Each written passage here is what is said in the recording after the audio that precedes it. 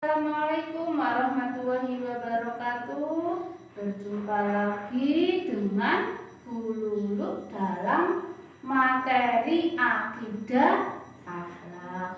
Pada kesempatan hari ini anak-anak kita akan belajar tentang akidah, dasar-dasar dari akidah Islam. Sebelumnya mari kita mulai berdoa dulu agar apa yang kita pelajari hari ini dapat bermanfaat. Bismillahirrahmanirrahim. Rabbis shrahli sadri wa yassirli amri wahlul 'uqdatam min lisani yafqahu qawli.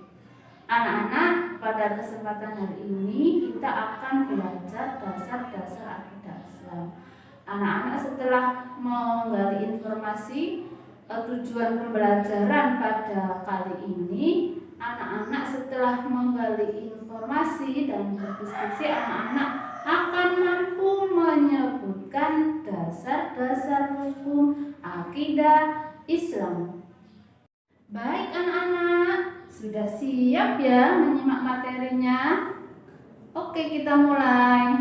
Nah, jadi pada pelajaran yang lalu kita sudah belajar tentang apa itu akidah Islam, yakni pokok-pokok kepercayaan yang harus diyakini oleh setiap orang muslim.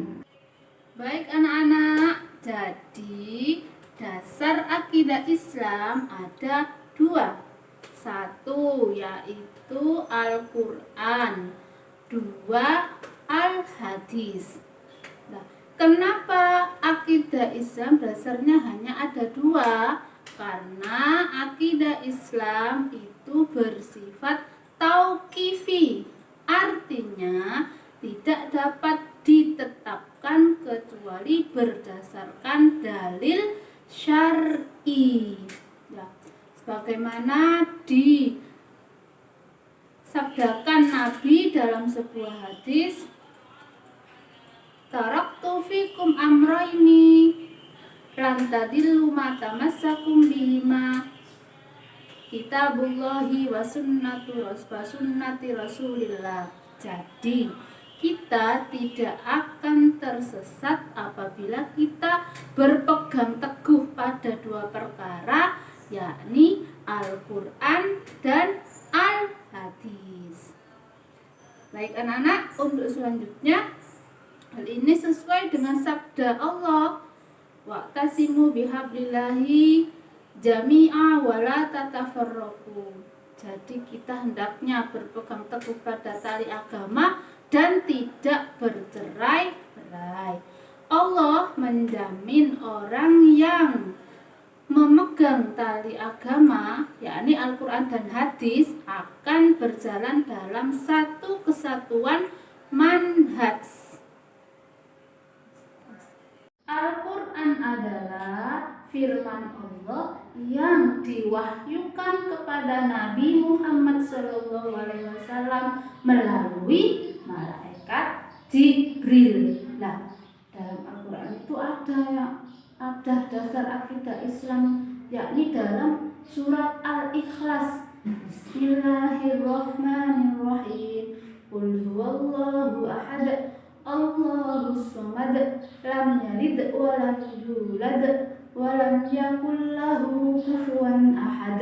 Nah, di situ anak diterangkan bahwa Allah adalah Tuhan yang Maha Esa, yakni Maha Satu. Yang kedua adalah Al-Hadis. Apa itu anak-anak Al-Hadis? Al-Hadis adalah segala ucapan, perbuatan, perilaku dan ketetapan Nabi Muhammad Sallallahu Alaihi Wasallam. Nah, anak-anak, kenapa sih Al-Hadis ini dijadikan dasar yang kedua setelah Al-Quran? Nah, ada beberapa alasan. Yang pertama, karena segala sesuatu yang disandarkan kepada Nabi adalah wahyu dari Allah, dan Yang kedua adalah Allah menyeru kepada manusia untuk mengikuti kebenaran yang disampaikan oleh Nabi Muhammad SAW.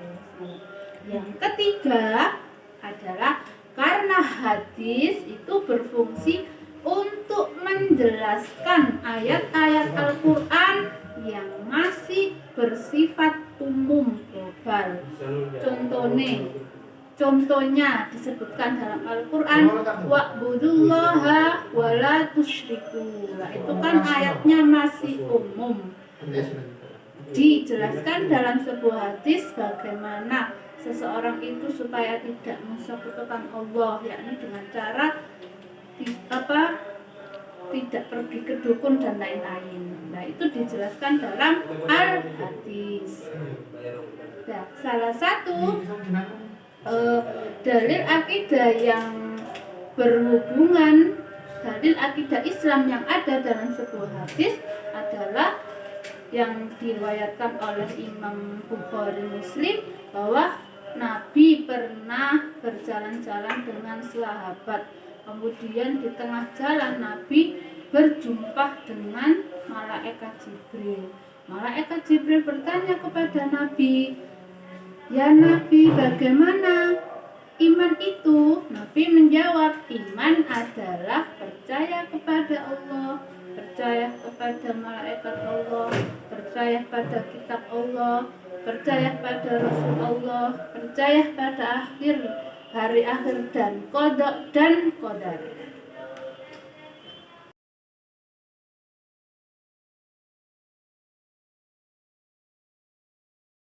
Ilal liqa. Assalamualaikum warahmatullahi wabarakatuh.